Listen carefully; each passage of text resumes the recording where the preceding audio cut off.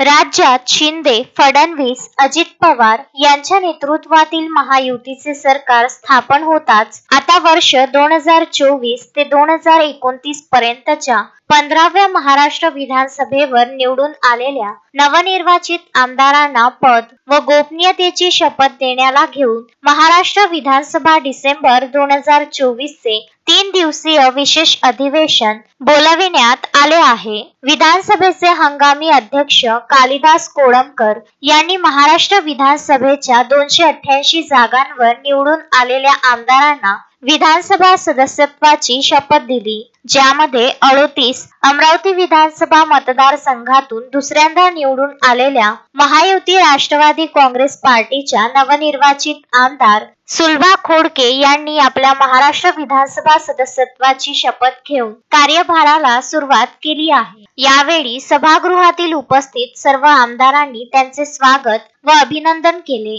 या प्रसंगी सभागृहात राज्याचे मुख्यमंत्री देवेंद्र फडणवीस, उपमुख्यमंत्री एकनाथ शिंदे, उपमुख्यमंत्री अजित पवार आदींसह महाराष्ट्र विधानसभेचे नवनिर्वाचित सदस्य उपस्थित होते. सांगण्यात येते की अमरावती जिल्ह्याचा समाजकारण, राजकारण, सहकार व महिला चळवळीत अग्रणी असलेल्या आमदार सुलभा खोडके या तिसऱ्यांदा महाराष्ट्र विधानसभेवर पोहोचल्या आहे. मागील वर्षी 2019 ते 2024च्या विधानसभेच्या पंचवार्षिक काळामध्ये आमदार सुलभा खोडके यांनी सर्वाधिक 341 प्रश्न उपस्थित करून विदर्भातील सर्वाधिक प्रश्न उपस्थित करणाऱ्या आमदार म्हणून लौकिक मिळविला आहे.